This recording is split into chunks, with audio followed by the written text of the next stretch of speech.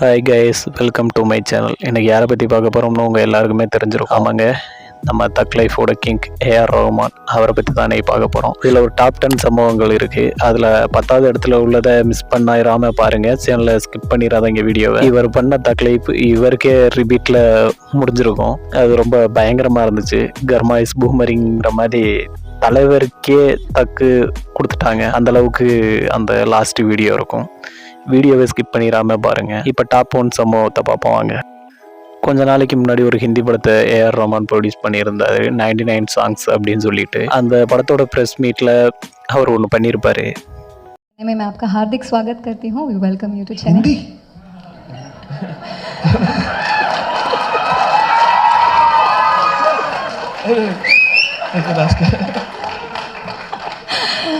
முதல்ல கேட்டேன் தமிழ் பேசுவீங்களான்ட்டு. சார் நான் தமிழ் தான் சார் பேசிட்டு இருக்கேன். சும்மா வெல்கம் பண்ணேன் சார், கோச்சிக்காதீங்க சார். ஆமாங்க, ஆங்கரே அதிர வச்சுட்டாரு. நம்ம தலைவர் எங்கே போனாலும் தமிழன்னா தமிழன் தாண்டா அப்படிங்கிற மாதிரி பண்ணிட்டாரு. சரியான தக்குங்க அது. நம்பர் 2, இவங்களுக்கு பெருசாக இன்ட்ரோ தேவைப்படாதுன்னு நினைக்கிறேன். இவங்களை நம்ம எல்லாருக்குமே தெரியும்.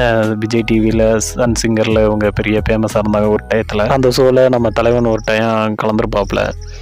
அந்த ஷோவில் அவர் கொடுத்த தக்க நீங்களே பாருங்க. வேற பாட்டு பாட சொல்லுங்க. இந்த லிரிக் எனக்கு பிடிக்கல. கிழவிக்கு ஃபர்ஸ்ட் பல்லே இருக்காது.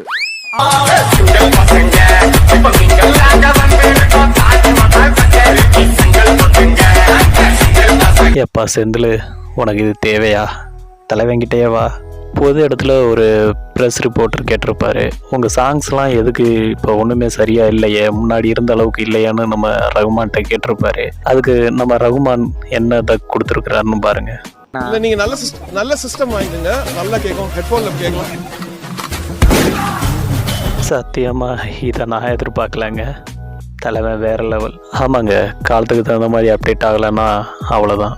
அதனால தான் அவர் இன்னைக்கு இந்த அண்ணா இருக்கிறார். சரி, அதை விடுங்க. நம்பர் 3ல் ஒரு சம்பவம் பண்ணியிருக்கிறாரு, அதையும் பார்த்துட்டு வந்துடும்.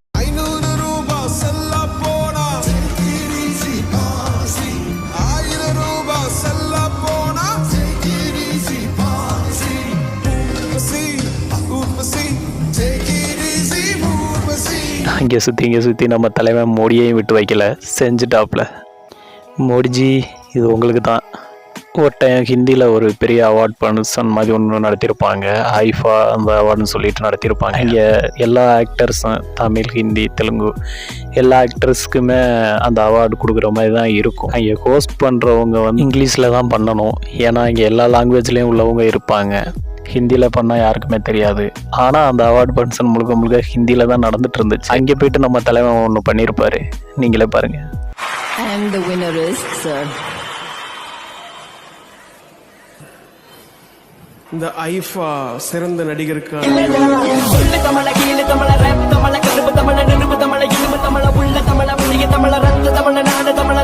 தெரிக்க விட்டாப்புல. வடக்கன்ஸ், இது உங்களுக்கு தேவையா? நம்ம ரகுமான் கிட்ட முடியுமா? அதெல்லாம் பரவாயில்லைங்க. நம்ம ரகுமான் தக்கு தான் பயங்கரமாக கொடுப்பாருன்னா, தமிழுக்கு ஒரு பிரச்சனைனாலும் அவர் இறங்கி செய்கிறாரு. அதான் மேட்டர். நம்பர் 5, ஒரு ஹிந்தி படத்தோட ஃபங்க்ஷனில் ஏஆர் ரஹ்மான் கலந்துருப்பார். சல்மான் கான் இருந்திருப்பாங்க. அங்கே வந்து சல்மான் கான் கொஞ்சம் நம்ம ஏஆர் ரஹ்மானை அதிகமாகவே ஓட்டியிருப்பார்.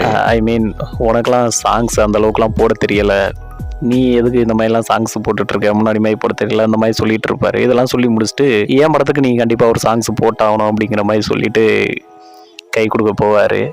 நம்ம தலைவனோட ரியாக்ஷனை பாருங்க. रहमान, आप सबको पता है कि बड़ी एवरेज हैं.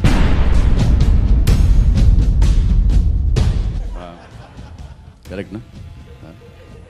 हमारे लिए कब काम करोगे?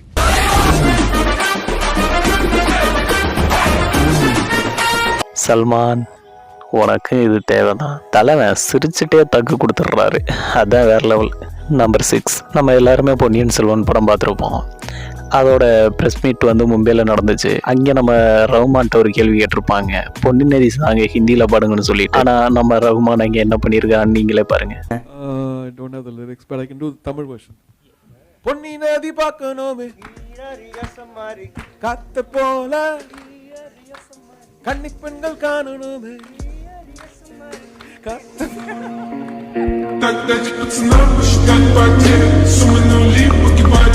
விக்ரம் சார், நீங்கள் நம்ம வீடியோவில் அடிக்கடி கேமியோ பண்ணுறீங்க. வேற லெவல்.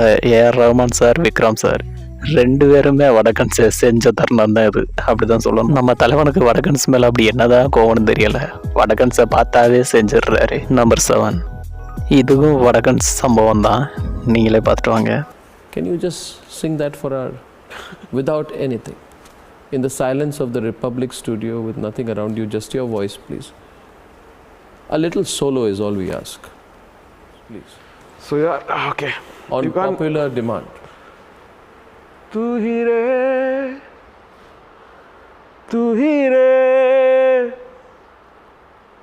तेरे बिना मैं क्यों मतलब देख कैसे जी ना ना ना ना ना ना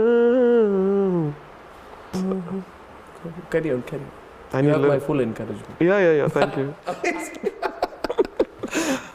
I know the lyrics better than you.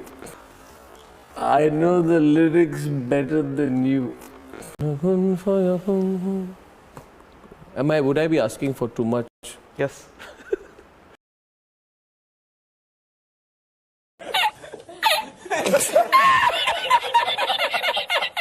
You know, this is the amazing part of this job.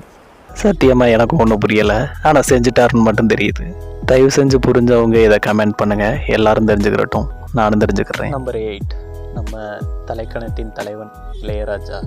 இவருக்கு என்னதான் கோவம்னு தெரியல ரகுமான் மேலே, எப்போ பார்த்தாலும் வெஞ்சன்ஸ்லேயே தெரிகிறாரு. எல்லா படங்களும் ஆஸ்காருக்கு போகிறதில்ல, ஆஸ்காருக்கு போகிறதுக்காக தயாரிக்கப்படுவதும் இல்லை. படங்கள் மட்டுமே. இந்த மலர் ஏதோ ஒரு மலர் தான் பூக்குது, ஏதோ ஒரு மலர் தான் காய்க்குது, ஏதோ ஒரு மலர் தான் கனியாகுதுங்கிறதை போல ஏதோ போன ஆஸ்காருக்கு போன படங்கள் எல்லாமா வெற்றி பெற்றது. அங்க போட்டிக்கு போன படங்கள் எல்லாம் தேர்ந்தெடுக்கப்படுறதில்லை. செலக்ட் பண்ணப்படாததும் தகுதி இல்லாதது என்ற அர்த்தமும் இல்லை. அதுல ஏதோ ஒரு மலர் கனியாவதை போல இன்று நம்மிடையே சென்று மலர்ந்த ஒரு சிறு மொட்டு அங்கே சென்று மலர்ந்து கனிந்து பழமாகி வந்திருக்கிறது. Without the composer what the award will do. நாங்கள் ஒரு அகாடமி வச்சுருக்கேன், நாங்கள் வருஷம் அவார்டு கொடுக்க போகிறோம். இந்த மாதிரி ஒரு அவார்டு வச்சுருக்கதா வச்சுருக்கோம். யாருக்கா கொடுப்ப? ஒருத்தருமே இல்லைன்னு வச்சுக்கோ, எம்எஸ்வி இல்லை, வச்சுக்கிட்டு என்ன பண்ணுவேன்? வச்சிருக்க வேண்டியதுதான். ஆனால் நம்ம தலைவன் அதுக்கு ஒரு சிறந்த தக்கு கொடுத்துருப்பாரு, நீங்களே பார்த்துட்டு வாங்க. எங்கள் அப்பாவோட ஆசீர்வாதம் சொன்னார் ராஜா சார், அது ரொம்ப உண்மை. அவங்க பட்ட கஷ்டம் தான் எனக்கு நான் அறுவடை செய்கிறேன். இப்போ ராஜா சாருக்கு நீங்கள் பண்ண கூச்சல் பார்த்தப்ப தெரியுது, அவ்வளோ ரெஸ்பெக்ட் வச்சுருக்கீங்க அவரோட மியூசிக்கு. இது கண்டிப்பாக ஆஸ்கரை விட பெரிய மரியாதை. அதுக்கு ஒரு முறை இருக்குது. ஒரு படத்துக்கு ஆஸ்கர் வரணும்னா அதை இசையமைச்சிட்டு அது அவங்களுக்கு இந்த யார் கம்போசர்னு தெரியணும். தெரியாதவங்களுக்கு எப்படி ஓட்டு போடுவாங்க இல்லையா? பண்ணலாம், நீ மியூசிக் நல்லா பண்ணலாம், பட் உனக்கு கிடைக்கணும்னு அவசியம் இல்லை. ஏன்னா அது போய் அவங்களுக்கு சேரணும், அந்த பேலன்ஸ் நான் உங்களுக்கு போடணும்.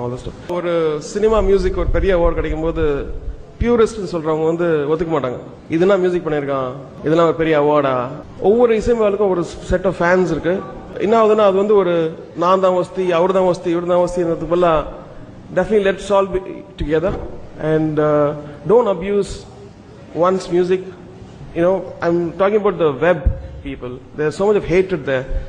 அண்ட் என்ன திட்டங்க நல்லா, அவங்கள என்னுடைய ஆளுங்க, தயவுசெய்து யாரையும் திட்டாதீங்க. இந்த வீடியோவில் கர்ணன் படத்தோட ப்ரெஸ் மீட்டில் ஒரு ஆங்கர் மணிமேகலை கேட்டிருப்பாங்க, உங்களை எக்ஸைட் ஆன படம் என்னன்னு. ரெண்டு பேரோடையும் ஃபர்ஸ்ட் டைம் ஒர்க் பண்ணுறது ஒரு வைப் எப்படி சார் இருந்துச்சு உங்களுக்கு? புதுசாக இருந்தது.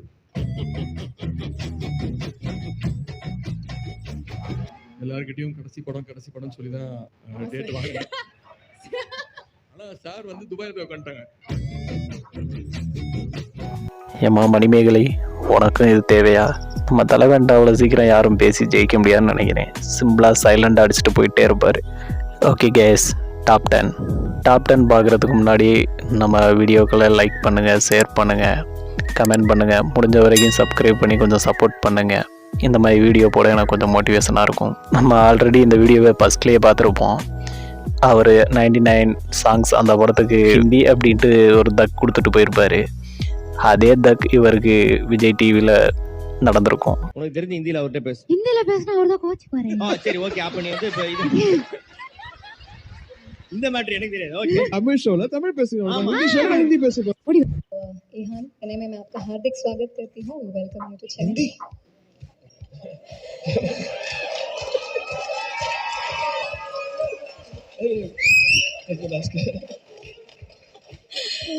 முதல்ல கேட்டேன் தமிழ் பேசுறீங்களான்னு. சொன்னாங்க.